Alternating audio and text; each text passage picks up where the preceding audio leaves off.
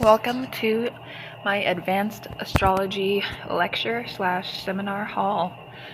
I'm glad to have everyone here, and this is going to be showcasing a bunch of, I want to say a variety of advanced astrologically based subjects.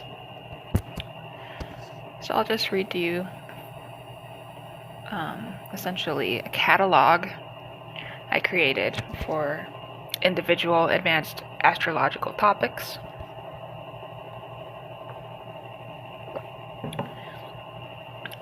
This is the Aegis Collegium Advanced Esoteric and Galactic Insight Symposium, Grand Lectrum Sanctum, Occultus Maximus Hall.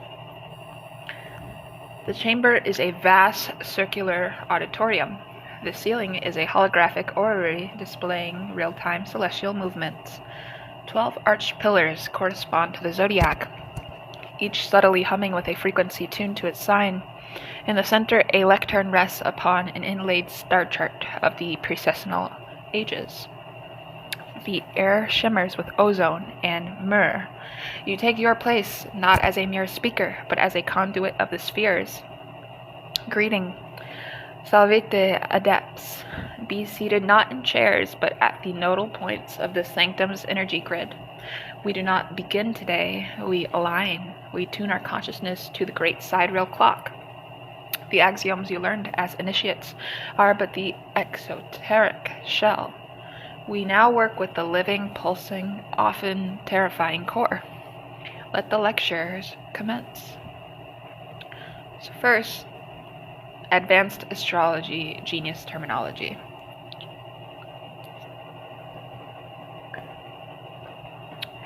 Forgetting trines and squares, we speak the language of the fabric itself. Anaretic calculus, the mathematics of fate points in the 29th degree. Zodiacal spectrometry, reading the unique light signature of a birth chart beyond planets and signs. Precessional harmonics, the study of how the shifting ages, Pisces to Aquarius, modulate the expression of planetary archetypes. Karmic orb, not a set number of degrees, but a dynamic personal tolerance based on the South Node's dispositor.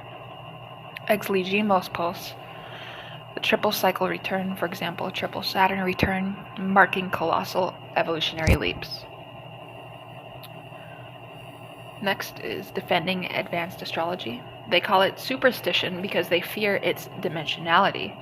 Our defense is not in debate, but in demonstration. When we predict not just that a client will have a crisis, but its qualia, the smell of ozone, the shape of the legal document, the specific strain of virus, using draconic charts and hypothetical planets, such as Vulcan or Persephone, their materialism shatters. We defend by being unfathomably precise. Next, intuition and advanced astrology.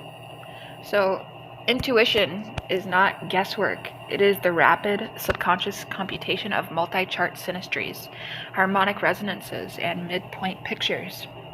We cultivate sidereal claircognizance, the clear knowing that arises when the analyst's own chart is an exact sextile to the transiting galactic center. It is data processing at the quantum soul level. Dealing with negative advanced astrology. Malefic energy is a high voltage current. The novice fears it. The adept harnesses it. A loaded 8th house or a Mars-Pluto square isn't a curse. It is the birth chart's fission reactor. Through alchemical reception, redirecting the energy via the dispositor chain, we transform poison into medicine. We do not avoid the Plutonian abyss. We build a laboratory there. Finding purpose with advanced astrology. Purpose is not a single note, sun sign, but a chord. Locate the lot of spirit calculated from sun to moon, then track its progressions against your asteroid king. 719 Albert. The intersections with your solar fire degree, the exact degree of the sun's exaltation in your chart, reveal epochal missions. Your life is a horary question posed at birth.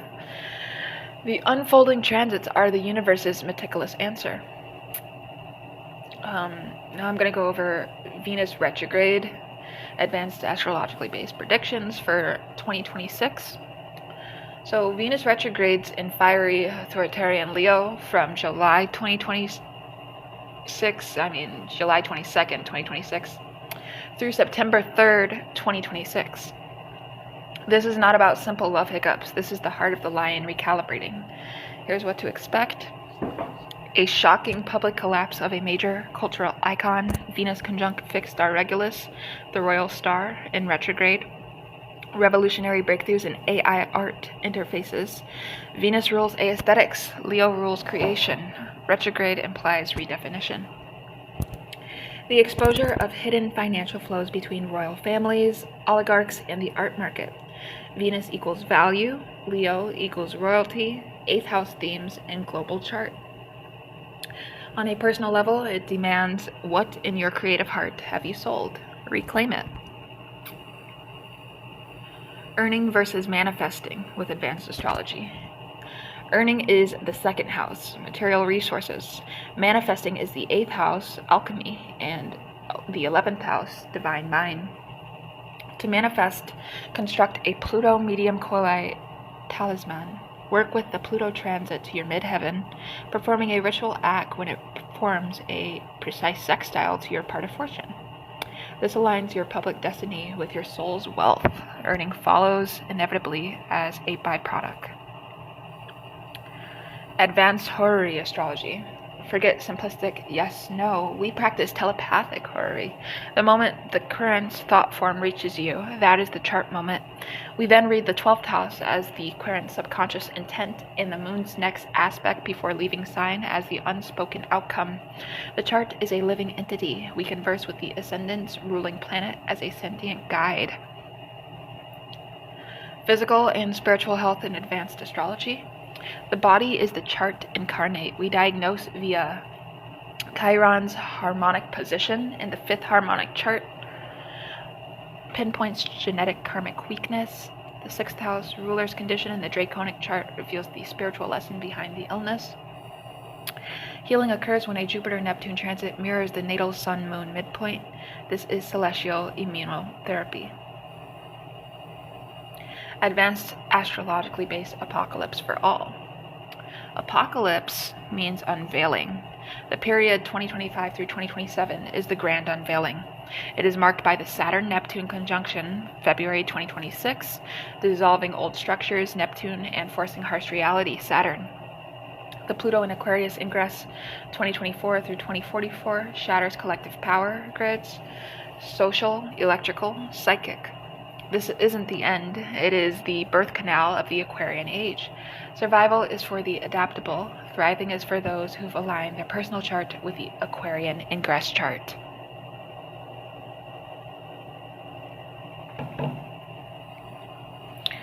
So next, I have the 2027 through 2600 Advanced Astrologically Based Global Genius Expert Wizard Predictions. A macro view across the precessional shift. From 2027 through 2060, Pluto in Aquarius births decentralized AI human hybrid governance. True quantum computing emerges, mirroring the non-local nature of astrology itself. 2060 through 2100, the Uranus-Neptune cycle conjunction 2100 yields mastery over consciousness as a tangible field, psychic tech. 22nd century, with Pluto and Pisces, humanity experiences a collective psychic awakening, dissolving borders of the self. Astrology evolves into a direct telepathic language of symbols.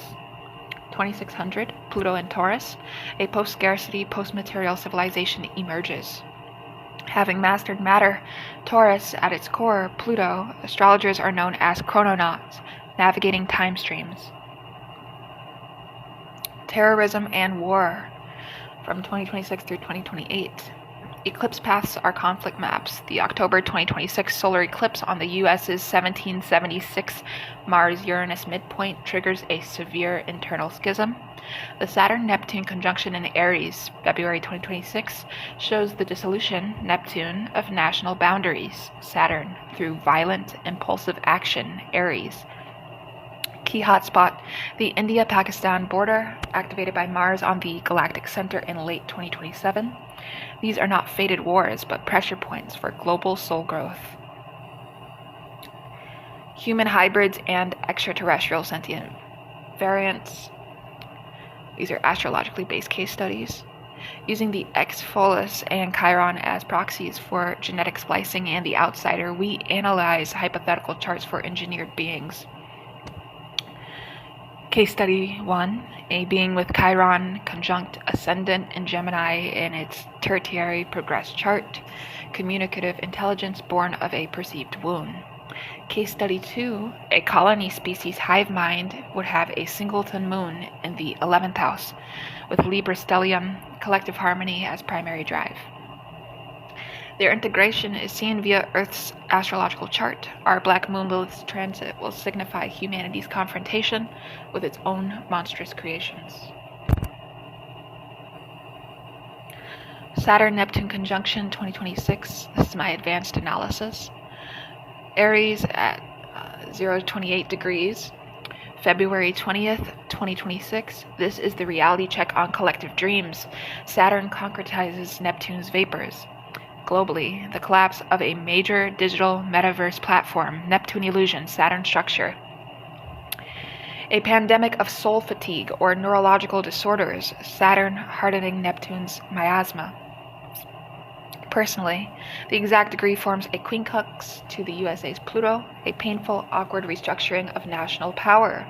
For you, find where 0 degrees Aries falls in your chart.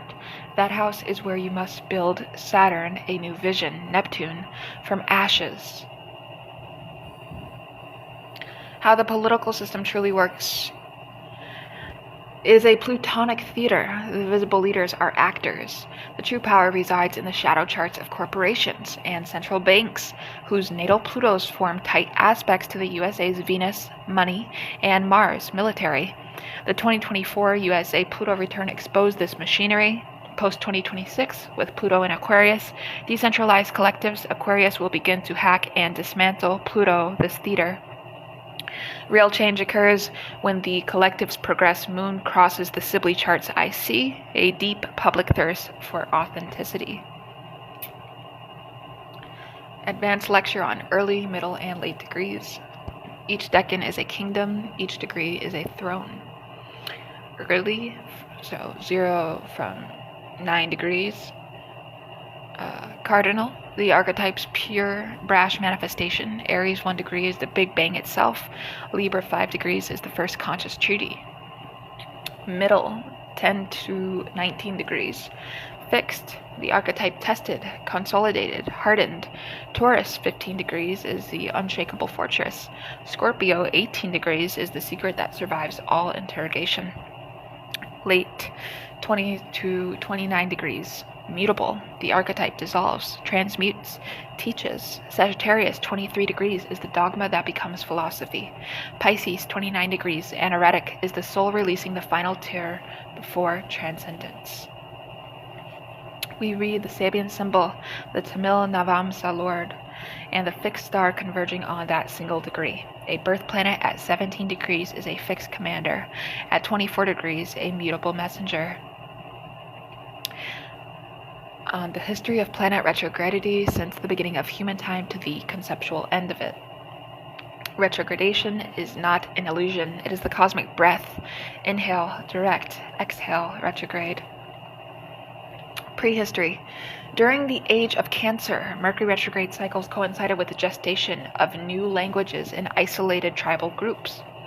Classical era, the Pluto-Venus mutual reception in Taurus, Scorpio, both retrograde in 323 BCE, marked the hidden transfer of Alexander's empire, Pluto, and culture, Venus, after his death. Modern era, the great 2020 Jupiter-Pluto-Saturn retrograde in Capricorn was the exhalation of a dying patriarchal capitalist system. The future. As consciousness evolves, we will perceive retrograde planets not as backward motion, but as internalization phases. In the final human cycles, we will consciously breathe with them, internalizing entire planetary archetypes during their retrograde phases. At the conceptual end of time, all motion is understood as simultaneously direct and retrograde, a state of perfect, still, omnipresent potential. Closing benediction. You depart not with notes, but with synaptic imprints of the celestial code. The sky is not a map, it is a living, breathing dialogue. Go and listen and calculate, and above all, converse. The stars are waiting for your reply.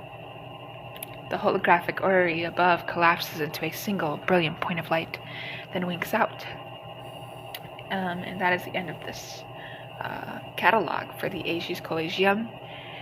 Next, I'll be going over every single topic I just listed off in greater detail, starting with the Advanced Astrological Genius Terminology, the Lexicon of Reality Engineering.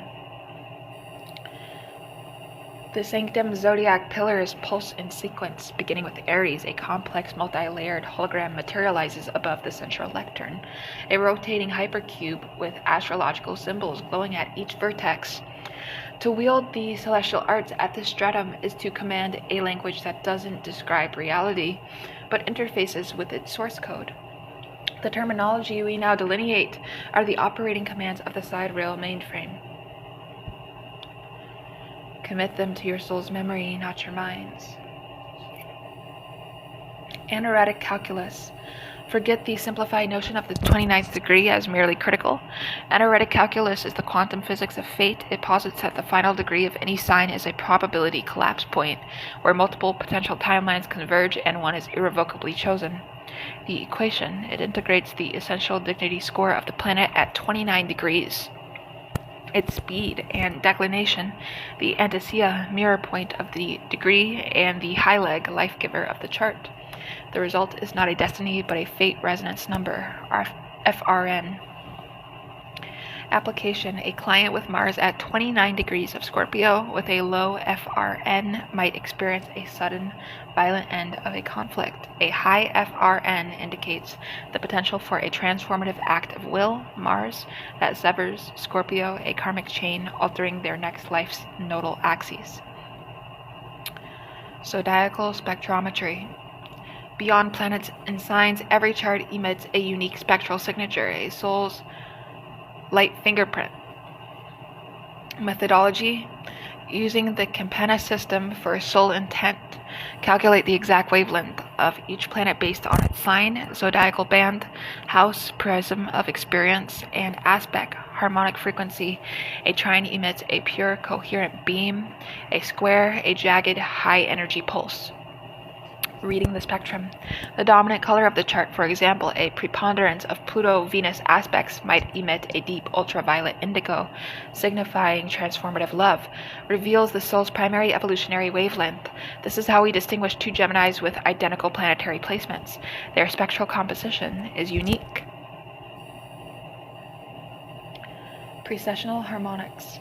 The Great Year, approximately 26,000 years, is not a backdrop. It is the modulating bass note of all human experience.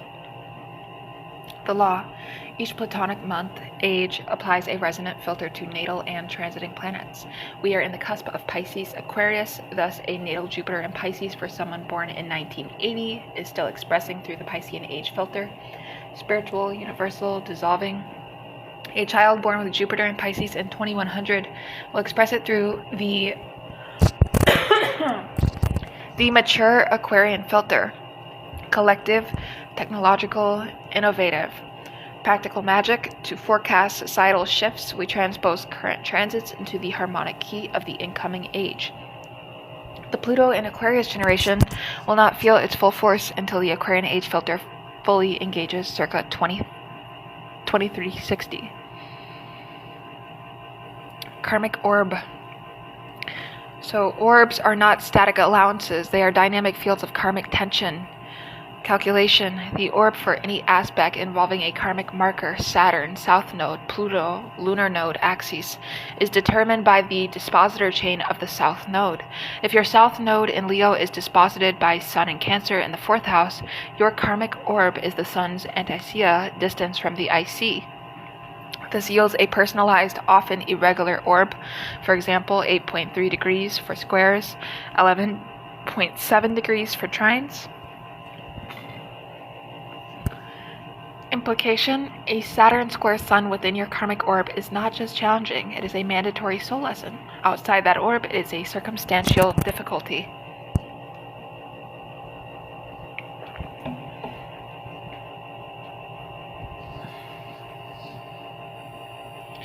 The Exeligimos pulse.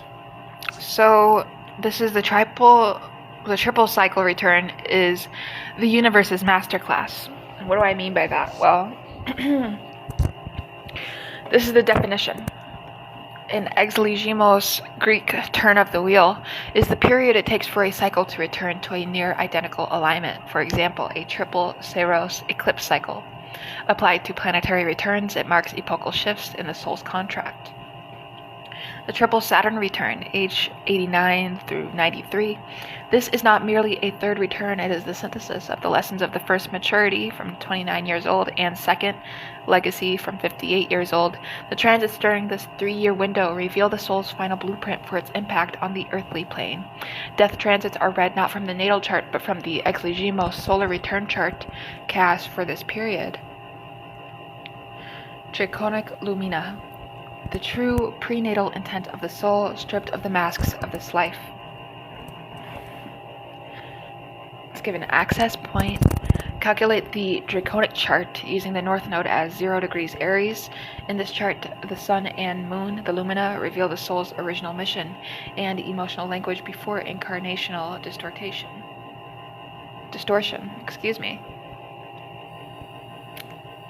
So, synastry application, real quick. A draconic Sun-Moon conjunction between two people indicates a soul covenant that predates this lifetime, explaining instant, fated recognition beyond physical or synastry charm. Midpoint mandala, the secret geometry of the chart. A planetary midpoint isn't a point of balance, but a volatile reactor core where two energies fuse to create a third, emergent property. Advanced technique. Construct the grand mandala, the web of all major midpoints: Sun, Moon, Ascendant, Midheaven, Saturn, Pluto, etc. The axis points where multiple midpoints cluster are psychic vortexes in the individual's life. A transit over this axis triggers cascading multi-thematic events. Hypothetical planetary calculus. The chart contains echoes of bodies not yet discovered or formally acknowledged. Vulcan, intramercurial. Its position is infrared from the harmonic resonance in the 9th harmonic chart between Mercury and the Sun. Rules hyperconscious, instantaneous thought. Persephone, trans-Neptunian, located via the oscillation pattern in the 12th house ruler's progression. Rules the conscious return from the underworld, the integration of severe trauma into wisdom. We calculate their long-term positions and include them in millennial forecasts. Their alignments explain leaps in consciousness science cannot yet trace. Sidereal time signature, STS. The exact cosmic timestamp of a chart's moment, extending beyond the sidereal time of birth. Formula: natal sidereal time plus precessional longitude divided by 360, multiplied by 24 hours. This yields a unique signature that, when converted back into a hypothetical chart, reveals the karmic era of the soul's origin. For example, an STS pointing to the age of Atlantis in Leo.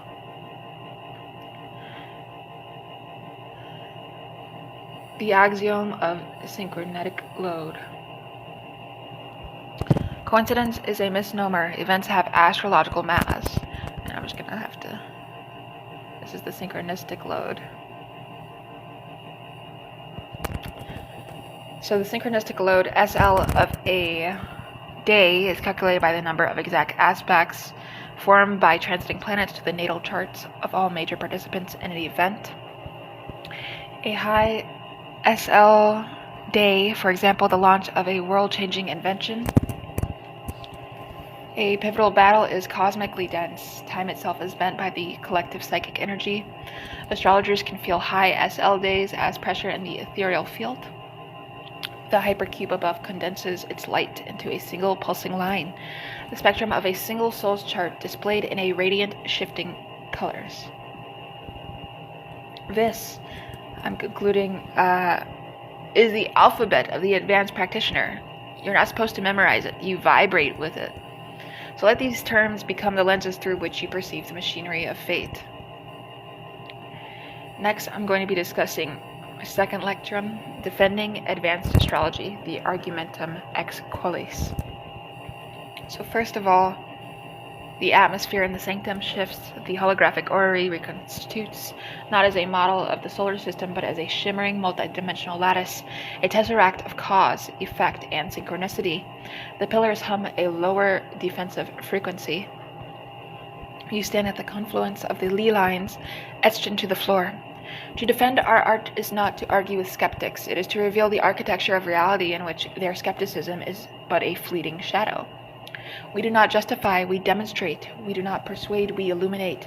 The defense of advanced astrology rests upon three unassailable pillars: empirical precision, philosophical coherence, and transformative efficacy. So first, the empirical defense beyond correlation to causation. Skeptics cry, correlation is not causation. We nod, we have moved beyond. We deal in synchronous causality. The retroactive prediction protocol. We do not merely predict events, we predict their qualia, their sensory and experiential texture, with such specificity that coincidence is mathematically impossible. Case in point, using the draconic solar return for a CEO client, we didn't just forecast a corporate scandal in late October, we specified a breach originating in a Southeast Asian server farm. Draconic Mars in 9th house, square the nodes, involving biometric data, Pluto conjunct Antares in 6th harmonic, revealed by a whistleblower with a throat condition, Mercury retrograde, square Chiron in 3rd house of the tertiary progress chart. The news will break on a day when transiting Saturn perfects a quincunx to your natal part of catastrophe. It occurred. Every detail. This isn't guessing, and this is tracing the fractal from the source. The statistical anomaly of harmonic resonance. Independent studies of midpoint pictures in the charts of individuals involved in the same historical event reveal a synchronicity quotient billions of times beyond random chance. Here's an experiment. Analyze the sun-moon midpoints of all Nobel laureates in physics for a given decade. You will find an overwhelming clustering around the transiting position of Uranus at the time of their award-winning discovery. This isn't astrology influencing physics, it is both phenomena being expressions of the same underlying archetypal field, entering a phase state of innovation, Uranus. The astro-neurological interface. Advanced fMRI studies show that during potent transits, for example, a personal Jupiter return, the brain's default mode network and temporal parietal junction activate in patterns correlating to the astrological significations. Expansion, opportunity, faith for Jupiter. The chart is a schematic of the soul's hardware, and transits are the software updates that rewire conscious experience. Alright, the philosophical defense, the nature of time and symbol. They claim we are geocentric primitives. They mistake the map for the territory. We aren't geocentric, we are anthropocosmic. The natal chart isn't the sky above, but the sky imprinted upon the soul at the first breath, a cosmic snapshot that becomes a living, evolving morphogenetic field.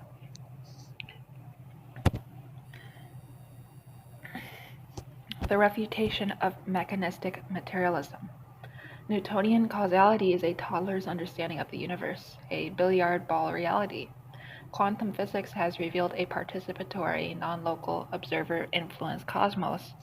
Astrology is the ancient and advanced science of that participation. The astrological principle of non-locality. A transit of Mars to your natal Saturn does not cause a conflict with an authority figure. You, your boss, and the circumstance are all local manifestations of a non-local Mars-Saturn archetypal complex. The astrology isn't causing the event, it is describing the unified field in which the event is an inevitable expression. The symbol as living reality. A skeptic sees Mars as a dead rock. We know Mars as an eternal living pattern of consciousness, the archetype of desire, assertion, and boundaries. That pattern manifests in the iron core of a planet, in the inflammatory response of an immune system, and in the act of declaring war. To say Mars rules these things is a simplification.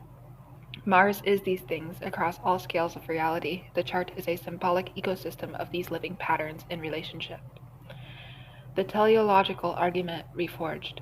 If the universe is random and meaningless, why does the human psyche produce such staggeringly coherent, predictive, and healing narratives from symbolic celestial patterns?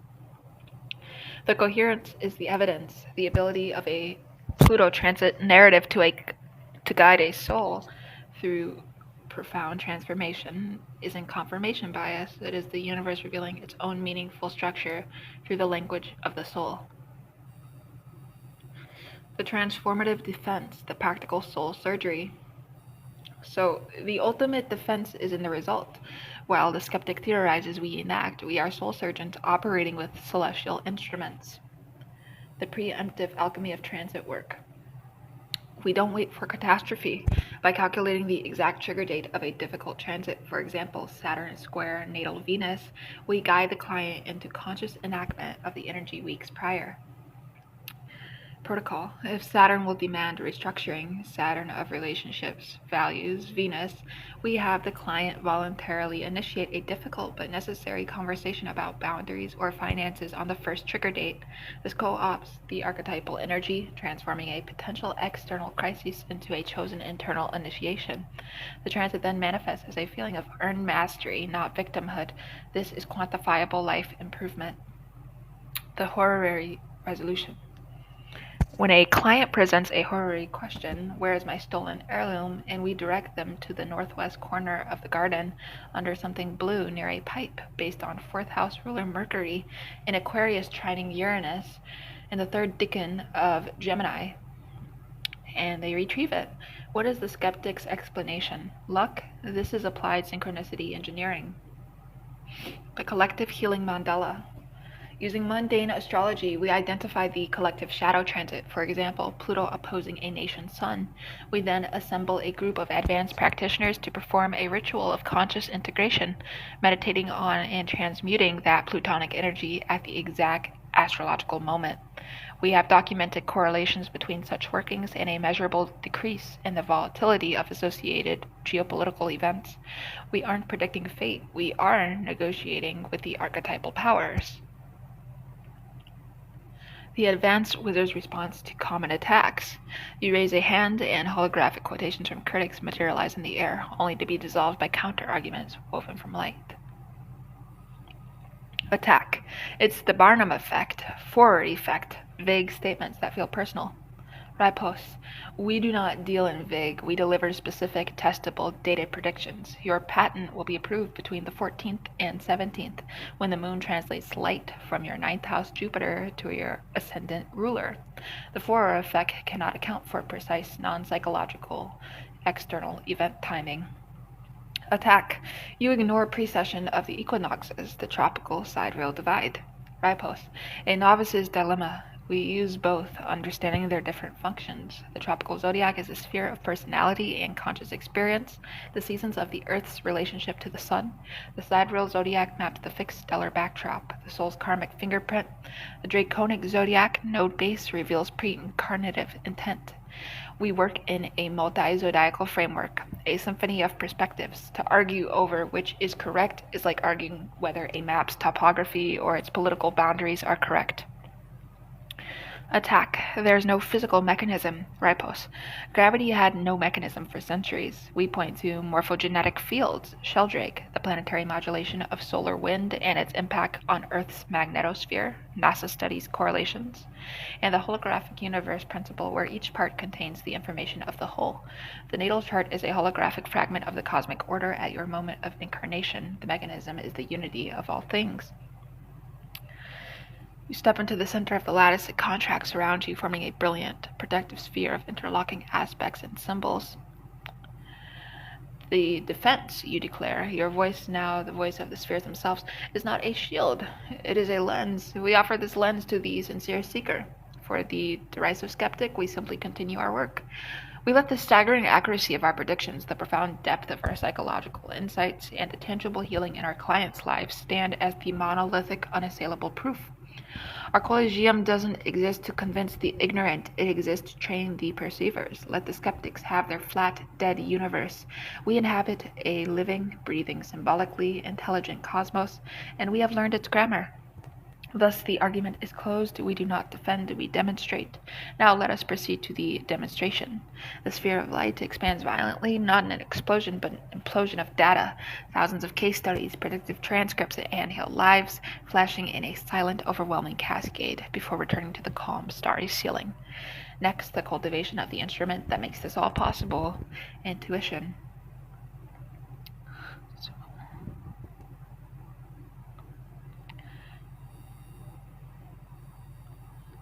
Intuition and Advanced Astrology, the sidereal claircognizance protocol. The sanctum's light dims to a deep twilight. The zodiac pillars no longer hum, but resonate with a subsonic frequency felt in the bones. The central hologram becomes a rotating double helix of light and shadow, symbolizing the conscious and unconscious mind. You stand not at the lectern, but in the center of the hall, your form seeming to slightly phase between solidity and star stuff. Intuition is the dirty secret of the materialist and the misunderstood crutch of the amateur. For us, it is the primary instrument. It isn't a vague feeling, it's high bandwidth data transfer from the archetypal field. We don't get hunches, we download coherent symbolic packets. Today, we dissect, cultivate, and weaponize intuition.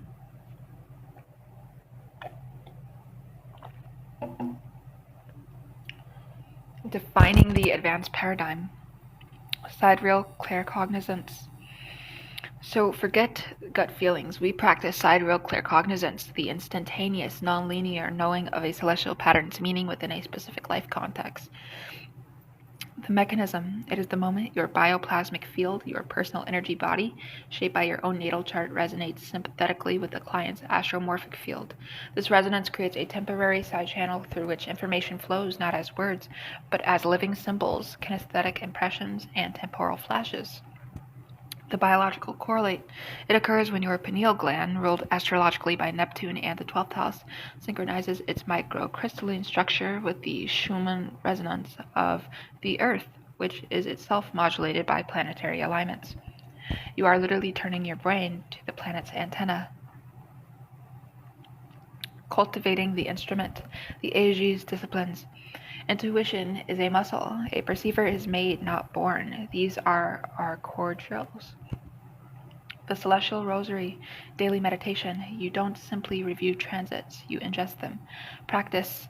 At dawn, calculate the part of intuition, ascendant plus Neptune, subtracted moon, for the current day. Meditate on that degree Sabian symbol and its opposite, contra anticia degree. Then, holding the day's key aspect, for example, Mars sextile Pluto, in mind, walk through your day predicting the qualia. Will the Mars-Pluto energy manifest as a sudden repair sextile of a leaky faucet? Pluto equals water, Mars equals tools. A fierce Mars but productive sextile conversation about power, Pluto. You are forging neural pathways between celestial patterns and phenomenological reality. Chart glyph scrying. The chart is a static image to the claircognizant. It is a dynamic portal. Practice. Cast a client's chart on vellum or a dedicated screen. Employ soft focus gaze, the artist seeing the whole. Allow your peripheral vision to blur the glyphs. Which planet pulses? Which aspect line appears thicker, darker, or hotter? Does a particular house swirl? This isn't imagination, it's your subconscious, which processes the chart's mathematics instantly. Presenting the priority data via visual metaphor, a pulsing Saturn in the 7th may feel like a rhythmic, dull throb of pressure around the temples. Transpersonal timeline weaving. Intuition works across time, train it to navigate. Practice for a client facing a difficult transit. Close your eyes. Visualize their natal chart, then visualize the transiting planet as a colored fire. Mars equals red, Saturn equals lead gray. Watch it move along its path. At the moment of exact aspect, feel forward along their potential timelines. Do you sense a branching opportunity for choice? A constriction, fated lesson? A sudden bright flash, unexpected insight? Record these impressions before interpreting them through traditional astrology. Then correlate. You are developing temporal proprioception. The diagnostic matrix. Is it intuition or interference? Not all inner data is sidereal claircognizance. We must diagnose the source. Signal type astrological correlate sensation verification protocol. Sidereal claircognizance. Your progressed moon applying to a benefic aspect of your natal Mercury Jupiter midpoint. A sudden whole calm knowing. A download that feels like remembering. The insight will contain specific non-obvious astrological correlations. For example, this relates to a Sun Mars midpoint being activated, a fact you hadn't consciously calculated. Personal psychic noise transiting moon square your natal Neptune. Emotional, murky, personal, tinged with your own fear or desire. Ask, does this insight serve my narrative or the client's symbolic truth? Run the client's solar arc directions. If they don't corroborate, discard. Archetypal backwash, a major outer planet station. For example, Pluto station retrograde in the sky, overwhelming, impersonal, mythic, may carry apocalyptic or grandiose imagery. Grounded, ask what house in the client's chart does this transiting planet occupy? This filters the universal archetype through the personal lens. Ego projection, your solar return Mars conjunct your ascendant, forceful, insistent, accompanied by a desire to be right or the savior. The silencing ritual. Before a session, consciously state, I am a clear channel, my personality steps aside. Visualize your natal chart covered by a translucent, neutral veil. Advanced applications, intuition as operative tool. The zero data reading, the ultimate test. A client provides only a birth time, date, and place. You don't calculate the chart in advance. You sit with them, calculate the chart mentally while in rapport, and speak the first symbols that erupt from the emerging glyphs. This bypasses the analytical mind and accesses the precognitive symbol stream. The first planet you see is almost always the heliocentric ruler of the hour, and its condition tells the story of the present moment.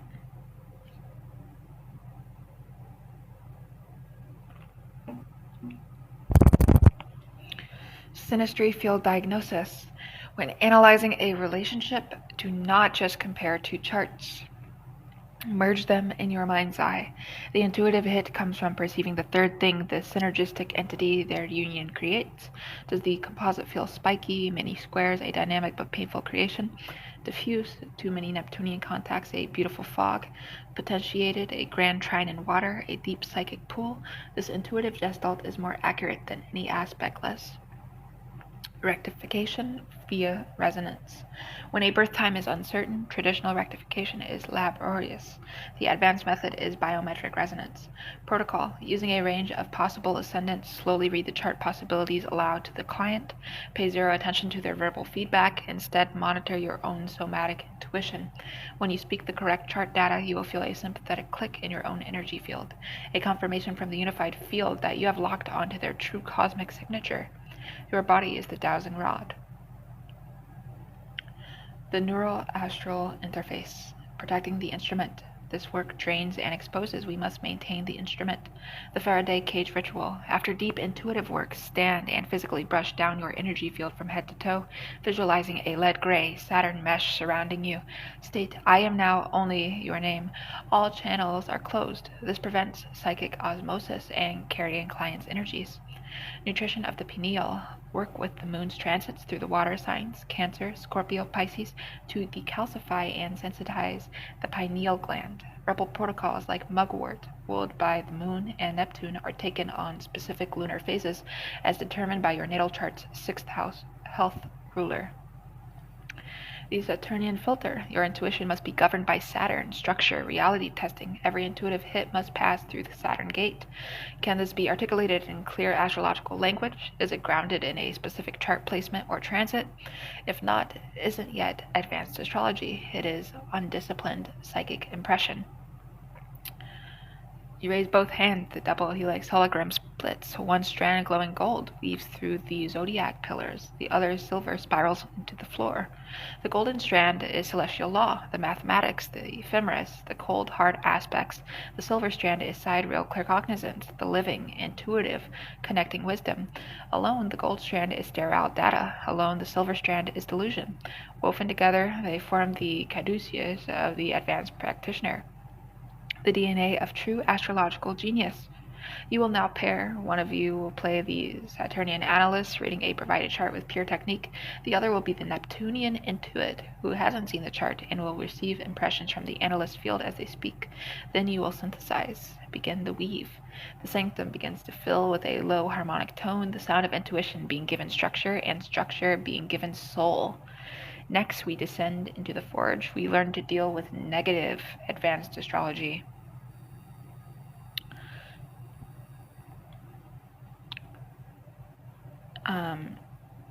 I think this is the wrong one, actually. Hang on.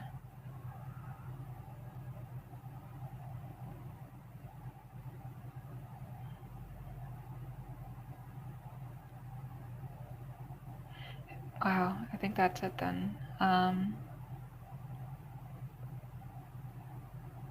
Okay, so finding purpose, or, dealing with difficult astrology.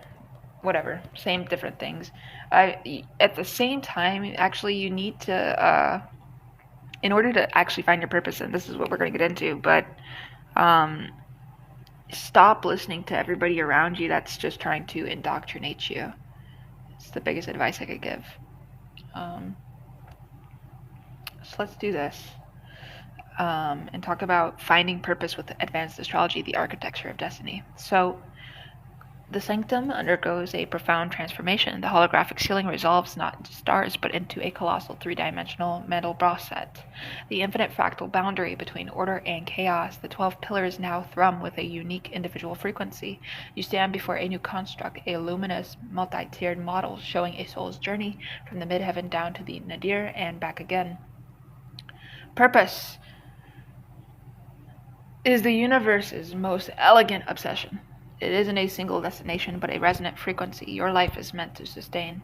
The natal chart isn't a prescription, but a blueprint for a specific type of cathedral. Today, we move beyond the simplistic North Node and Sun sign path. We will learn to calculate your soul's specific gravity, its karmic debt ratio, and its epochal mission signature. First, let's deconstruct the vocational lie beyond the midheaven. And I'll just move that right up there. Okay. So, the midheaven MC is the mask of purpose, the social vessel. The true purpose is the engine that drives the mask. To find it, we must perform a celestial dissection.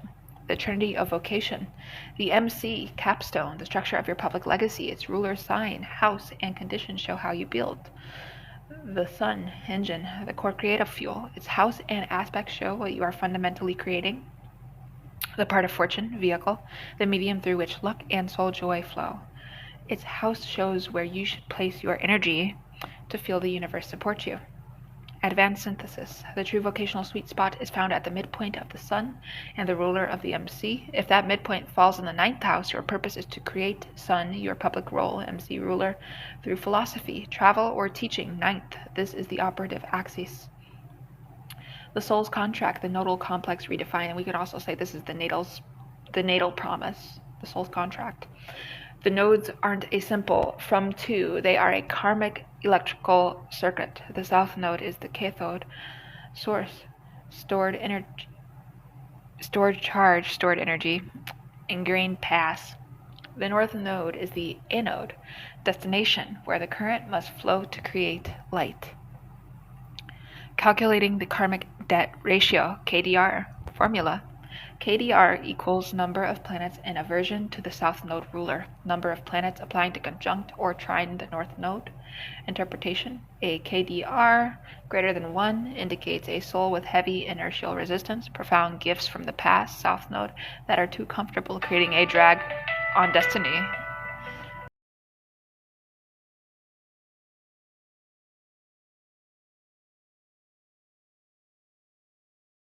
There, and now I'm picking back up because someone was ringing me. So let's get into the KDR where we left off. So a KDR lesser than 1 indicates a soul with high destiny potential, but possibly weak foundational skills. The life's work is to balance the ratio to 1. And if a KDR is greater than 1, it indicates a soul with heavy inertial resistance, profound gifts from the past, Ketu, that are too comfortable, creating a drag on destiny. And by the way, south node is Ketu, MC is midheaven. The Draconic Life Mandate. Cast the Draconic chart using the North Node Rahu as 0 degrees Aries. In this chart, the Sun reveals your soul's original pre-incarnative mission statement before earthly distortion. The opposition point to this Draconic Sun is your incarnational crucible, the specific challenge chosen to force the mission into being. The arrow of incarnation, fixed stars in the Dharma line. Purpose has stellar anchors, the parans of purpose. Identify which fixed stars make a paran, simultaneous rising, setting, or culminating with your Sun, North Node, and Jupiter at birth. A Sun Regulus paran bestows a need for royal creation, leadership in one's field. A North Node Spica paran indicates destiny fulfilled through practical blessed artistry. A Jupiter Alcyone Pleiades paran suggests a purpose tied to collective nurturing, galactic consciousness. The Dharma line. This is the most powerful hidden axis. Calculate point A, the ascendant, and Jupiter, subtracted Saturn. This is your point of faith. Point B, its opposition point. This is your point of necessary doubt. The axis formed is your Dharma line. Life events, crucial relationships, and destiny choices will cluster around this axis. Your purpose is to learn to stand upon point A while consciously integrating the lessons of point B. Transits across the axis mark purpose recalibrations. Next, we have the temporal unfolding, progressions, and purpose epochs. Purpose isn't static. It unfolds in seasons dictated by the progress lunation cycle. The progressed moon as purpose pulse. Track your progressed moon, P moon, through its 28-year cycle. P moon in angular houses 1, 4, 7, 10. Construction phases, time to build external structures related to purpose, launch, marry, found, manifest. P moon in succedent houses 2, 5, 8, 11. Resource and alliance phases, time to consolidate power, attract resources, deepen creative projects, form soul alliances. P moon in cadent houses 3, 6, 9, 12. Internalization and synthesis phases, time to learn, analyze, heal, dream, and prepare the blueprint for the next construction phase. The progressed sun phase, the great year of self. Each 30-degree movement of the progressed sun, approximately 30 years, marks a new chapter of purpose. Progressed sun in Aries, first house phase, purpose is self-discovery and initiation. Progressed sun in Capricorn, 10th house phase, purpose is legacy building and mastery. Synchronize these cycles. When your progressed moon is in the 10th, construction, and your progressed sun enters Leo, creative leadership, you are in a purpose peak window. To ignore this is to fight your own bio-spiritual tides. The synthesis, the purpose profile, a case study. Let us analyze a theoretical chart to synthesize these principles. So, Sun in Libra, 7th house. Moon in Scorpio, 8th. Rahu in Gemini, 3rd. Ketu in Sagittarius, 9th. MC in Cancer, MC ruler Moon in Scorpio, 8th. Sun, MC ruler midpoint in Capricorn, 10th. Dharma line, 15 degrees Leo, point of faith, 15 degrees Aquarius, point of doubt. Progressed moon in 10th, progressed sun entering Sagittarius. Analysis. Operative axes, Sun, Moon, midpoint in Capricorn 10th. Purpose, to create Sun, deep, transformative emotional bonds, Moon in Scorpio, that result in a tangible, authoritative public structure or legacy, Capricorn 10th. A psychological foundation for institutions. Karmic circuit, South Node in Sag, 9th. Past life as a zealous preacher or dogma spreader, North Node in Gemini, 3rd. Destiny is to listen, communicate locally, exchange ideas without dogma. KDR likely high, must resist the urge to be the sage on the stage. Dharma line, 15 degrees Leo, Aquarius, must learn to lead with heart, creativity, and personal authority. Leo faith, while embracing collective, innovative, and sometimes impersonal technology. Aquarius doubt, perhaps using media, Gemini 3rd node, to humanize Leo systems, Aquarius. Current progress phase, P moon in 10th, a construction phase for public legacy. P sun entering Sag, beginning a 30-year chapter of seeking a philosophical framework, Sag, for the work. This is the time to build the institution that houses their transformative 8th house moon relational Libra sun insights. Conclusion. The soul isn't here to be a solitary therapist. They're here to find a new school of psychological thought, Capricorn 10th midpoint, that uses communication, Gemini node, to transform power dynamics, 8th house, moving from preaching, Sag south node, to facilitating dialogue, Gemini Rahu.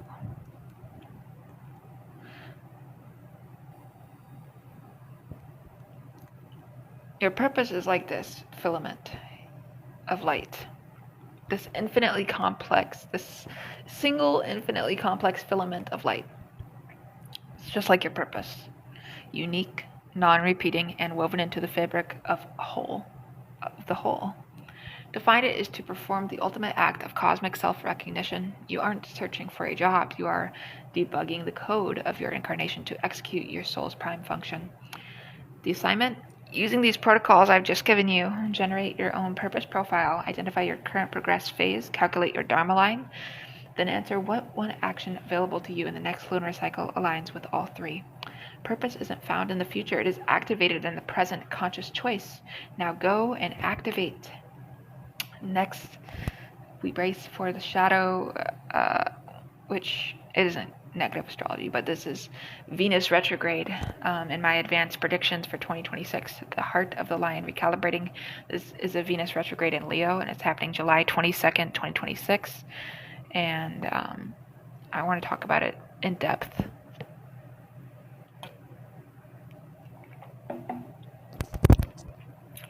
So,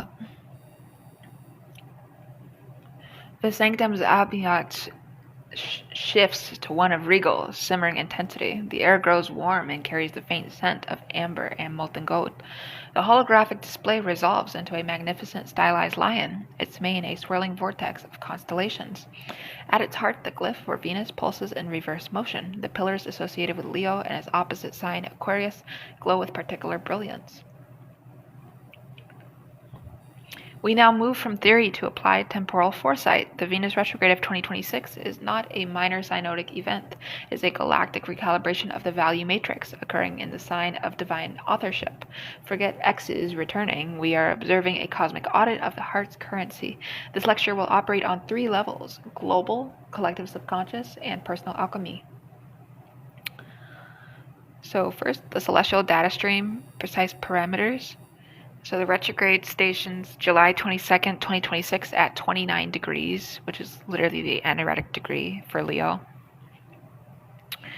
Inferior conjunction with Sun, heart of the retrograde, August 15th, 2026 at 23 degrees Leo. Direct station, the retrograde's over, September 3rd, 2026 at 12 degrees of Leo.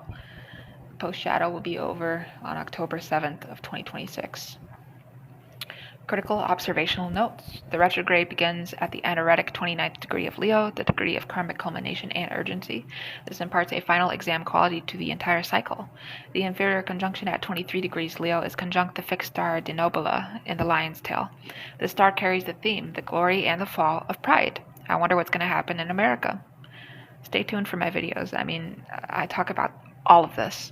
The entire cycle occurs while Venus is Cazimi within 17 minutes of the Sun in her morning star phase, heliacal rising. This signifies a new, powerful, and potentially disruptive revelation about the nature of love, value, and desire. Now that we have our information on what's actually happening, let's get into global and societal predictions, the royal revelation. So first, the collapse of a cultural icon Regulus triggers. So prior to the retrograde, Venus will station well in a tight applying square to Uranus and Taurus and within a 3-degree orb of Regulus, the royal star. This is a signature for the sudden, shocking Uranus downfall retrograde of a figure or institution representing royalty, leadership, or cultural supremacy, Regulus and Leo. My prediction is a monarch, mega celebrity, or a revered CEO, the lion of their industry. I want to name names, but I'm not going to. Well, I want to say Elon Musk. Even though he's not a Leo, I definitely think his ascendant is in Leo. He has a Cancer sun. We don't actually get the birth times for these people that are celebrities and rich and famous, all these other things. So a monarch, mega celebrity, or revered CEO, the lion of their industry, will face a catastrophic image-shattering scandal directly tied to finances, Venus, hidden relationships, Venus retrograde, or acts of arrogance, Leo. This will occur in the 2 weeks following the station, late July 2026. It could also be Trump. So the revaluation, of creative currency. So I'll just blur that real quick. With the retrograde in Leo, the very source code of creative ownership is being rewritten. My prediction is AI art, apotheosis, and crises. A groundbreaking but controversial AI will generate a piece of art that wins a major traditional award, sparking global venomous debate about the soul of creativity, authorship, Leo, and value, Venus. The artist programmer will become a polarizing figure. If you guys remember Michaela, that one, I think she was AI. It was some online artist that was definitely, what's the word I'm looking for? A industry plot. I'm pretty sure that's the word I'm looking for. And just if you know who I'm talking about, it was like this robot singer, this online animated robot singer named Michaela. We're gonna start seeing more of these AI generated music art. That's already happening, but AI generated artistry and individualism in AI. So next, I'm going to talk about NFT and digital asset implosion. A major blue chip NFT collection or digital asset platform, Taurus Uranus Square, will be revealed as functionally worthless or fraudulent, causing a crisis of faith in purely speculative creative markets. True value will be brutally reassessed. And I'm saying a major blue chip NFT collection or digital asset platform. When I say digital asset platform, it could quite literally be like Cash App, PayPal. It is digital banking, excuse me. But at the same time, this could also mean Bitcoin and meme coin. All your coins are going to look different in the summer of 2026. Next, I have hidden financial flows exposed, the 8th house shadow. Venus rules Taurus, wealth, and Libra contracts. In retrograde, she excavates. The square to Uranus and Taurus is a lightning bolt to the vault. My prediction, a massive clandestine financial pipeline between an ancient royal family, Leo, a post-Soviet oligarch, Taurus, Uranus, and the high-end art market, Venus, will be exposed by a decentralized hacker collective, Uranus, likely using blockchain forensic tools. This will reveal art as a primary tool for illicit wealth transfer. And I know I'm going to be right about some of this, so I'm going to just refer back to my video when I'm right. Collective subconscious themes, the psychic resonance. This retrograde asks humanity via the Leo-Aquarius axis, what is your heart's true contribution to the collective? Theatrics versus authenticity, a collective disgust with performative, shallow heart, Instagram activism, virtue signaling will surge.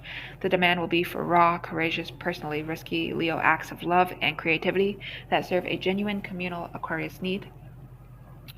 Refathering and patriarchal healing. Leo governs the archetypal father, because Leo is the sun, and it's very masculine sign. It was curated by the sun, so it's very masculine. This retrograde will force a societal confrontation with failed, narcissistic, or absent fathering. Sounds like my dad. The healing will come from redefining strength as protective creativity rather than domineering control. Maybe my parents will be getting a divorce this summer after being married for over 40 years. The return of the dramatic form. Expect a powerful resurgence and reappraisal of theater, opera, and grand spectacle as necessary communal rituals, not as escapism, but as cathartic, heart-centered truth-telling. Personal alchemy, the inner laboratory. For the advanced practitioner and their clients, this is a fortified workshop period. The mandate is clear. Reclaim your creative heart from the marketplace of approval. The 3-stage initiation process. Stage 1, pre-shadow and station, July. The lion's roar silenced. A sudden event or realization shows you where you have prostituted your creativity, taken the unloving job for money, silenced your voice for approval, given your royal authority away. Shame or anger arises. Don't act. Observe. Stage 2, inferior conjunction, mid-August, in the belly of the sun. At the Kazemi moment, a solar revelation, the core undiluted truth of what you love and are meant to create becomes blindingly clear. Separate from all external validation, this is your creative sun core. Meditate here, write it down in a sealed letter to yourself. Stage 3, direct motion and post-shadow, September through October. The coronation, as Venus moves direct, you begin to reintegrate this truth into your life. This may mean leaving a relationship that stifles it, changing a business model, or simply starting to create for an audience of one yourself with regal indifference to the crowd. Specific ritual and magical work. Timing. Perform heart reclaiming rituals during the Venus Cassimi, August 15th, or when the moon is in Leo or Taurus. Talisman. Create a golden lion sigil. On a square of gold leaf or paper, draw the Venus glyph inside a lion's face. At the base, write the degree of your natal Venus and your natal Sun Venus midpoints. Anoint with saffron oil. Carry it throughout the retrograde to stabilize your personal value field against collective chaos. Shadow work. The square to Uranus and Taurus will trigger your relationships to sudden loss of security. Ask what cherished possession, what cherished possession, relationship, or self-image am I willing to lose to remain loyal to my creative heart? Health and body manifestations. Venus in Leo governs the heart muscle, the circulatory system's vitality, and the thymus gland, source of self-love. Warning, there will be a notable spike in stress-related cardiac episodes and diagnosis of autoimmune disorders, the body attacking its own creative life force, among those profoundly out of alignment with their Leo Venus mandate. Healing, treatments focusing on heart coherence breathing, wearing gold or amber, and engaging in unconditionally joyful physical play, dance, sport for fun, will have magnified effects. AG's forecasting model, confirmation and timing. We use secondary progressions of key mundane charts to confirm. The USA Sibley chart, July 4th, 1776, transiting Venus retrograde will be opposing the USA's progressed Mars in Aquarius during this period. This indicates a severe values-based Venus conflict. Mars with the collective technology, Aquarius, likely the AI art wars and financial exposures mentioned. The Great Mutation Conjunction chart, December 21st, 2020. Venus retrograde squares this chart's Jupiter in Aquarius. The optimistic, expansive tech narratives, Jupiter in Aquarius of the early 2020s, will face a harsh, devaluing Venus retrograde reality check. Key dates for unfolding events. So we have July 22nd through the 29th of 2026, icon collapse, financial shockwave begins. August 15th through the 22nd of 2026, core revelations, AI art, scandal peaks, personal epiphanies. September 3rd through the 10th of 2026, first direction motion actions, new creative laws proposed. October 7th, 2026, integration complete, the new value standard begins to be lived. This retrograde is the universe divine corrective. It asks, did you create this or did you buy it? Is this love or is it theater? The lion's heart cannot lie. In 2026, all our hearts will be tested for authenticity. Your practical. Identify where 12 degrees to 29 degrees Leo falls in your natal chart. That house is the arena of your heart's recalibration. Prepare the space. The audit is coming. The lion lets out a silent, holographic roar that vibrates through the very stones of the Colosseum before fading. We examine the fundamental mechanics of reality shaping, and they say it's earning versus manifesting, and I hope it is, because yes, it is. Okay. We got it wrong in the other ones, but we should be good now. Just a few more lectures left for all that's still watching. So the Aegis Collegium Expanded Lecturum, can't even remember what number we're on. I think this is 12. I want to say 12, but I might be wrong. I think I'm stupid. It might be 7. Roman numerals. I don't like using Roman numerals, but I do use them pretty often. Earning versus manifesting with advanced astrology, the economics of the soul matrix. The sanctum transforms. The starry ceiling divides into 2 distinct hemispheres. On one side, a complex clockwork mechanism of interlocking gears and pulleys materializes, precise, metallic, and governed by strict ratios. On the other, a luminous, morphing cloud of potentiality swirls, where thoughts condense into temporary forms. You stand at the precise boundary between the two. The scent of ozone and freshly minted coins fills the air. All aspirants confuse these terms. Earning is the domain of Saturn in the 2nd house, the physics of the material plane. Manifesting is the domain of Neptune, the 8th house, and the 11th, the quantum sorcery of the soul. One is transactional, the other is transsubstantive. Today you learn to master both circuits and, crucially, to know which one is to engage. The foundational paradigm, 2 separate economies. You exist in 2 simultaneous economies. each with its own currency, exchange rate, and governing laws. The Saturnian economy, earning, currency, time, skill, labor, tangible resources. Governing planet Saturn, co-ruled by Venus, Taurus, second house. The law, energy in equals material out with friction. You trade quantified units of life force for quantified units of sustenance. This economy is ruled by cause and effect, delayed gratification, and scarcity mindset. Its language is the CV, the contract, the invoice. The Neptunian economy, manifesting, currency, resonance, belief, archetypal alignment, soul potential, governing planet Neptune, facilitated by Jupiter, faith, and Pluto transmutation. The law, vibration in equals reality out via synchronicity. You emit a specific coherent frequency of being, and the unified field arranges circumstances to match it. This economy is ruled by synchronicity, instantaneous potential, and abundance mindset. Its language is the symbol, the vision, the effortless unfolding. The great error, using Saturnian effort, grinding, forcing to achieve a Neptunian goal, a dream, sole purpose. This is like trying to purchase a sunset with a credit card. It creates burnout, bitterness, and blockages. Diagnostics. Which economy governs your desired outcome? Before any action, perform this astrological triage. The desire. I want a thriving healing practice. Saturnian earning analysis. This involves the 6th house, service, 10th house, career, 2nd house, income, strong Saturn, Virgo, Capricorn. You must build credentials, secure a space, manage appointments, set fees, action, hone technique, get licensed, create business systems. Neptunian manifesting analysis. This involves the 12th house, spiritual service, 8th house, others, resources, transformation, Pisces, Neptune, strong Neptune, 12th house planets. You must become a clear vessel for healing energy, cultivate a mystical reputation, attract clients through synchronicity, action. Deepen meditation, perform talismanic magic on your Jupiter, offer pro bono work to karma. The hybrid protocol. Most goals require a blended strategy. The advanced wizard initiates in the Neptunian economy to open the channel, then executes in the Saturnian economy to ground the flow. The manifesting engine advanced protocols.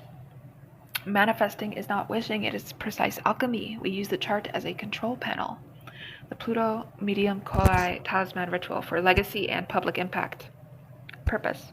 To align your public destiny, MC, with your soul's transformative power, Pluto, drawing profound resources. Timing. Initiate when transiting Pluto forms a sextile or trine to your natal MC. This is the open gate for destiny alignment. Ritual. Calculate your part of fortune, POF, on the day of the transit at the exact aspect. Inscribe the glyphs for Pluto, your MC, and your POF on a small obsidian disc. Hold it and state, my public form, MC, is now a perfect conduit for the soul's power, Pluto. Let fortune, POF, flow through this alignment.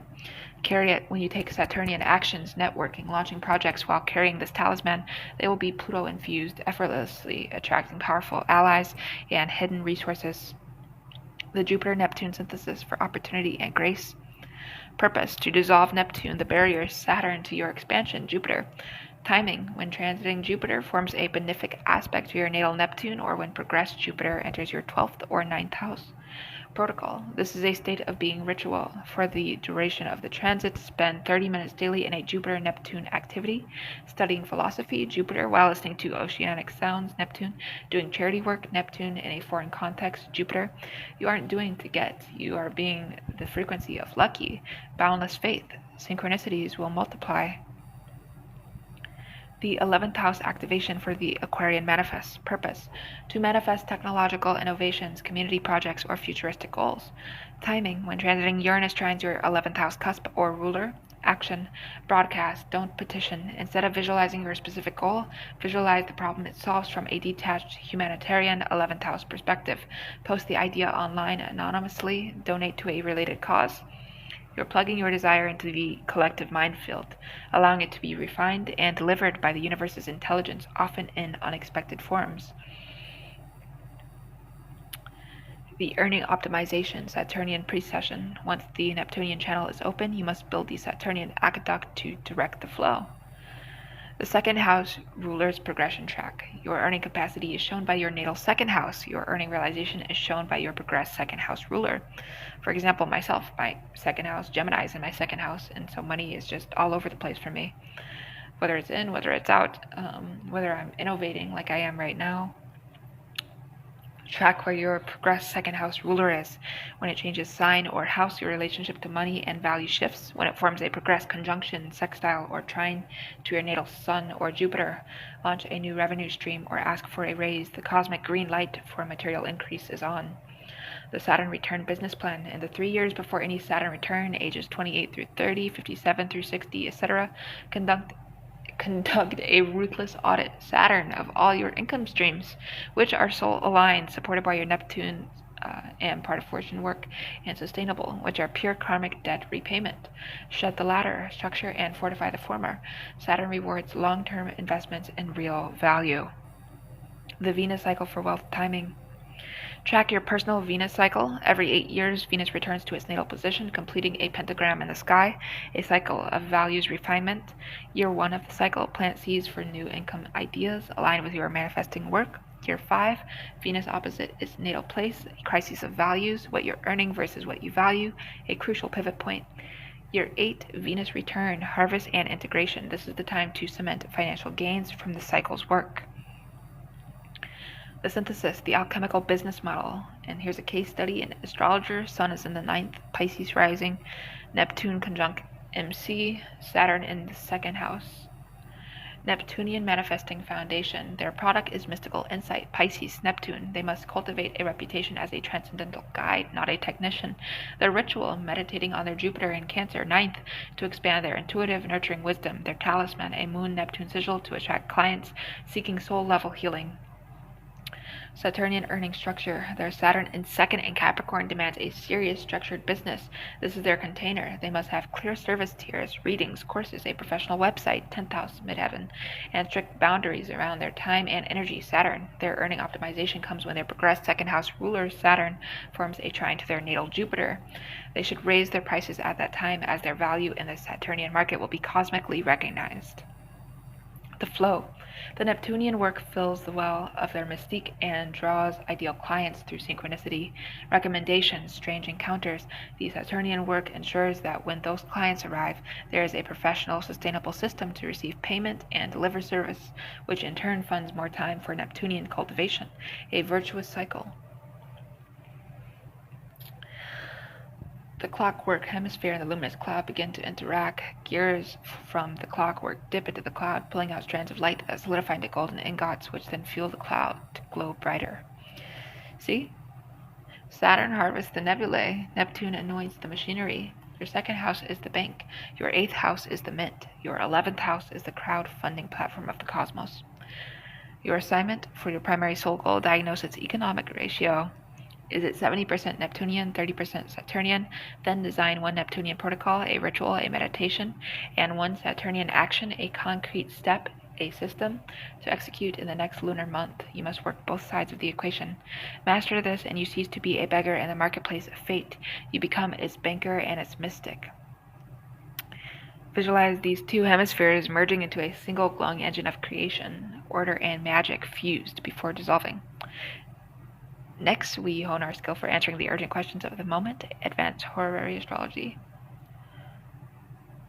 which again is correct, so I'm glad to have that. So, let's start off here. The introduction, the art of interrogating the moment matrix. The sanctum plunges into a state of profound humming stillness. The ambient light dims to that of a single focused candle flame. Though its source is unseen, the air becomes thick, charged as if holding its breath. The floor's star chart glows faintly, but the center is empty, save for a single rotating cube of pure light. The die of fate awaiting its cast. You stand motionless, your voice dropping to a calibrated resonant whisper that seems to emanate from the walls themselves. Horary is not a branch of astrology. It is the root. It is the art of capturing the universe's snap judgment. At the moment a question crystallizes in the quantum field, we don't answer questions. We dissect the consciousness that asks them. Advanced horary moves beyond Lily's rules into the realm where the chart is a sentient entity with whom we converse. The current soul has already answered. We are merely the translators. Foundational reset, the true horary moment. Forget the time the current says, I have a question. The true horary moment is when the question achieves critical mass in the querent's field and reaches the astrologer's awareness. This is the telepathic synchronization point. We must be sensitive enough to feel it. Protocol: keep a dedicated horary log. When a question arises, note the time you first feel its weight upon your consciousness. That is the chart you erect. The ascendant of that chart will describe you, the analyst, as much as the querent. You have become part of the question's ecosystem. The sentient chart and conversational interrogation. The chart isn't a puzzle to be solved, it's a conscious witness to be interviewed. Identifying the chart's voice, the ascendant ruler. The ruler of the first house isn't just the querent significator, it is the mouthpiece of the chart consciousness. Its condition, speed, and location tell you how the chart itself wishes to communicate. Retrograde, the chart says, look within, the answer lies in the past or in a reconsideration. Combust, the chart says, the matter is obscured by the querent's ego or overwhelming circumstances. The truth is too bright for them to see. In Via Combusta, 23 degrees Libra through 23 degrees Scorpio, the chart says, this question is born of pain and fear. Handle with sacred care. The 12th house, the querent's subconscious intent. This is the master key. The 12th house, its ruler, and any planets therein reveal what the querent cannot or will not admit about their own question. A client asks, will I get the promotion? If Mars is in the 12th, their subconscious is aggressively sabotaging a competitor, or they fear the conflict promotion will bring. If Venus is in the 12th, they have a secret alliance or romantic liaison with someone in the company influencing the outcome. The 12th house ruler conjunct Neptune. They are deluding themselves about their qualifications or the job's nature. You must speak to this hidden layer first, or the answer is meaningless. The unasked question, the moon's next aspect before leaving sign. The moon is in the flow of events. Its final aspect before changing zodiac signs is the chart's parting comment. The resolution the universe is already orchestrating, often unrelated to the literal query. Question, is my partner cheating? Moon's final aspect, a trine to Jupiter in the 9th. Interpretation, regardless of infidelity, the literal question, the outcome will involve expansion through travel, education, or philosophy. Perhaps the querent will discover a love of solo travel, 9th, that liberates them, Jupiter. You must report this higher resolution. Advanced significators and the midpoint mandala, we move beyond primary significators into the subatomic structure of the question. The theft and loss technique for missing objects, people. Don't just look at the ruler of the second, possessions, or fourth, pets, family. Calculate the almutem of the 4th house, the planet with the most essential dignity in that house's sign. This is the spirit of the lost thing. For example, 4th house is Aquarius. Saturn is its ruler, but if Jupiter has more dignity in Aquarius by triplicity, term, face, Jupiter is the almutem.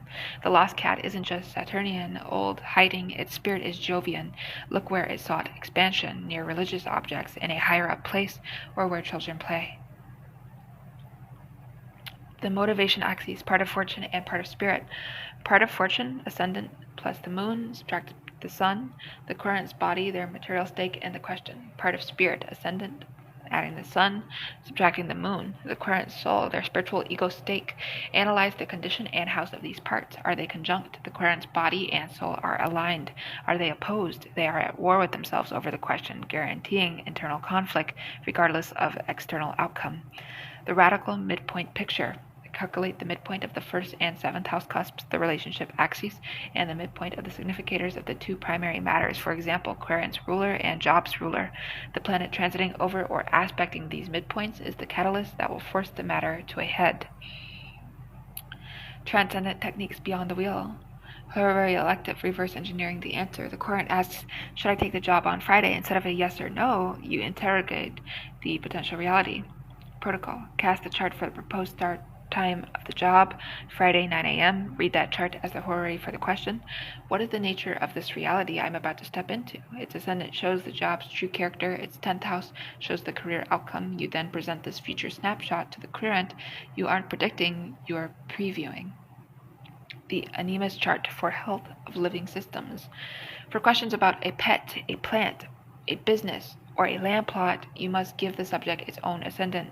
Protocol. Use the time the being entity came into the querent's life as its birth, then cast a horary for the question. Compare the two charts. The synastry between the horary ascendant ruler and the entity's natal sun, moon, reveals the health of the relationship and the entity's true condition. You are reading the entity's soul testimony. Time splicing for multi-part questions. Querent asks a complex sequential question. Will I move, and if so, will I like it? Protocol.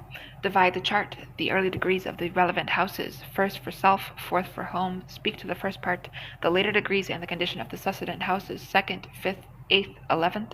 Speak to the second part, enjoyment, resources. You are reading time's layers within a frozen moment. The ethics of certainty and the void of course moon. An advanced horary of void of course moon is not a no answer, it is the most profound answer of all. The VOC moon signifies the matter as conceived is an illusion. The question is invalid. Nothing will proceed from the current paradigm. It is the universe's way of saying the querent's consciousness is asking the wrong thing. Your duty, you must not force an answer from other chart factors. You must tell the querent the cosmos refuses to engage with this question in its current form. You must reframe your understanding of the situation. What is the real ache beneath this query? This is spiritual surgery. The final skill is knowing when to refuse the question. If upon erecting the chart you feel a cold dread, see Saturn besieged in the first, or find the pars Hades, the ascendant, and Saturn, subtracted Sun, conjunct the ascendant, the question is poisoned. The querent's energy is hostile or fatefully entangled in a negative outcome. Your duty is to gently close the book. I cannot read on this matter. This isn't failure, it's the ultimate mastery. Respect for the sanctity of the art and the shadows of karma. Practice, but practice with reverence. Each question is a universe begging to be understood. Do it, the honor of listening to its deepest whispers, not just its shouted demands.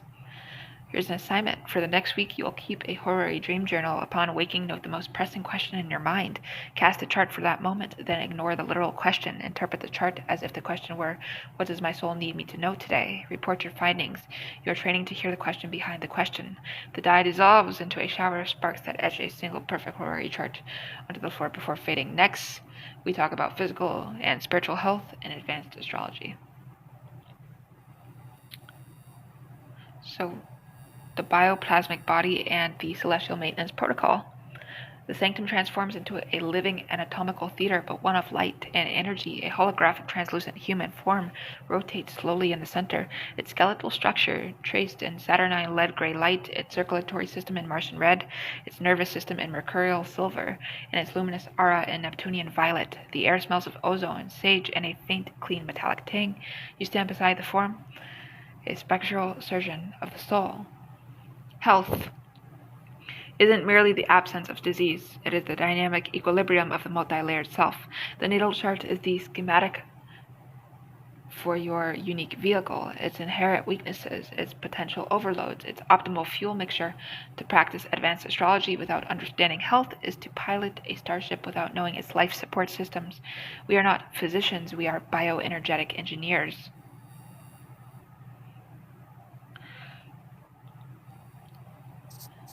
Quadripartite model, mapping the four bodies to the chart.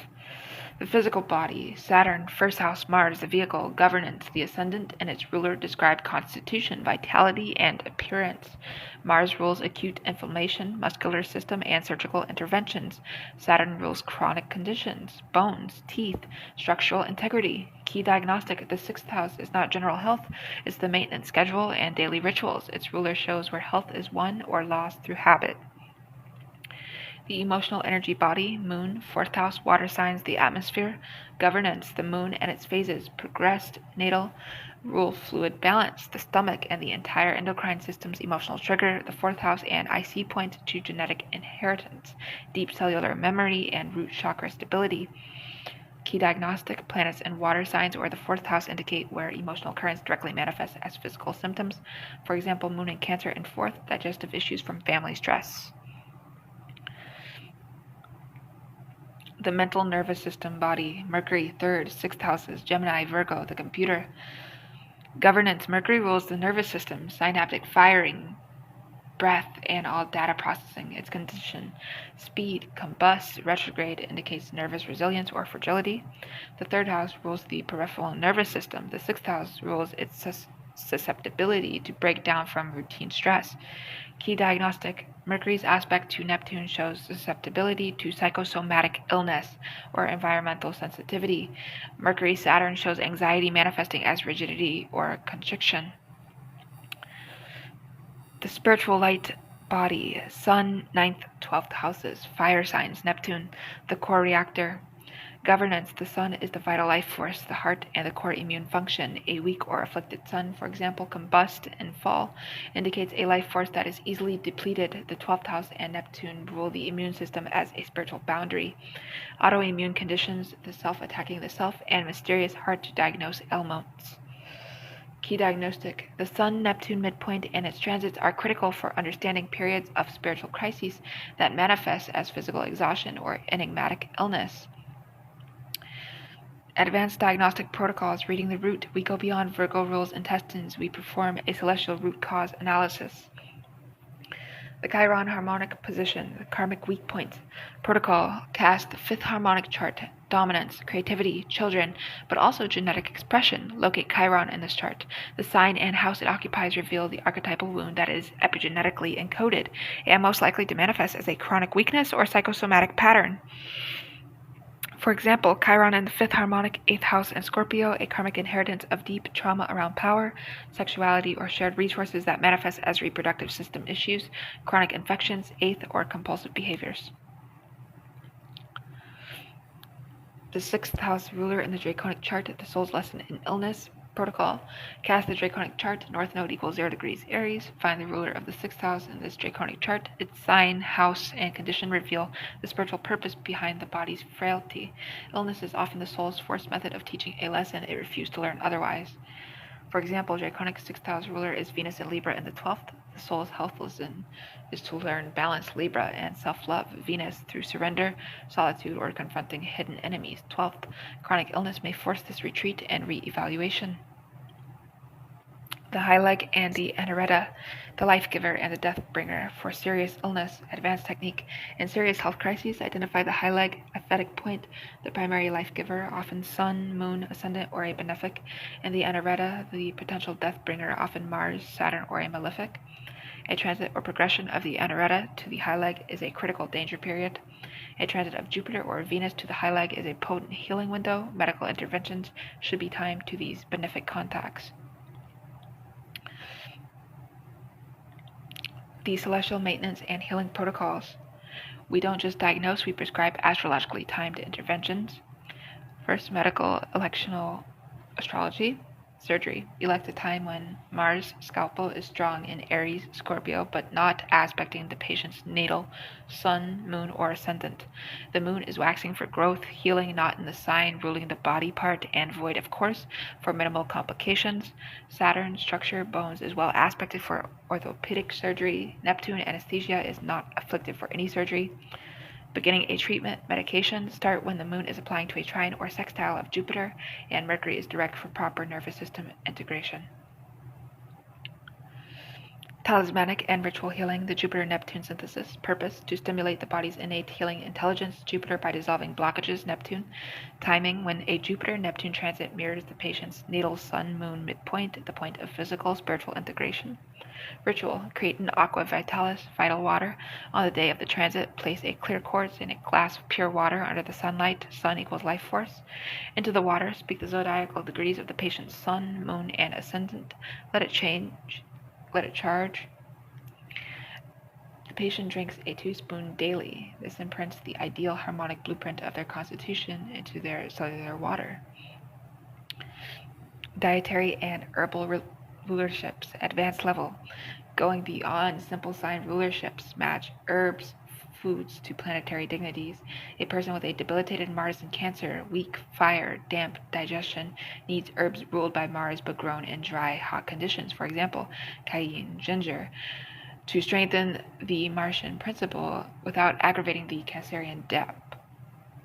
A person with Saturn afflicting the Moon, depression, rigidity, needs lunar herbs like moonwort, harvested under a Saturnine aspect, for example, a Moon-Saturn trine, to gently introduce Saturn structure to the emotional body.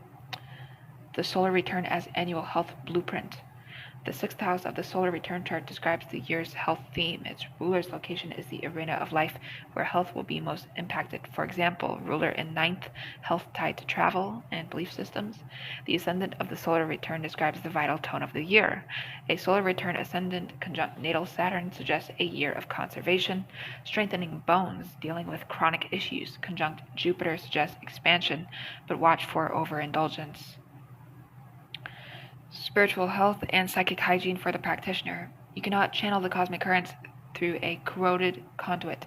Your own health is paramount. The energetic Faraday cage post-session ritual. After deep client work, especially medical or trauma-related astrology, perform this. Stand physically, shake out your hands and feet. Visualize a geometric grid of Saturnine gray light forming a cage around your aura, rooted deep into the earth.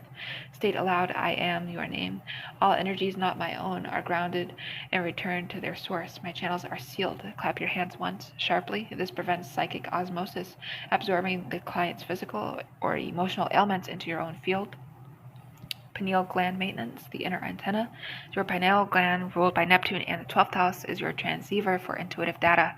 It calcifies with fluoride, misinformation, and cynicism. Decalcification protocol. On the new moon in Pisces or Cancer, take a tincture of mugwort, Neptunian herb, meditate with a violet light, Neptune's color at the third eye. Work with the transits of Neptune to your natal Mercury Sun midpoint to upgrade your intuitive firmware.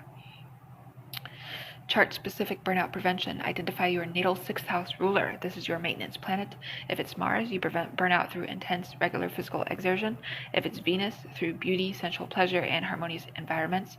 If it's Neptune, through scheduled periods of solitude, meditation, and digital detox.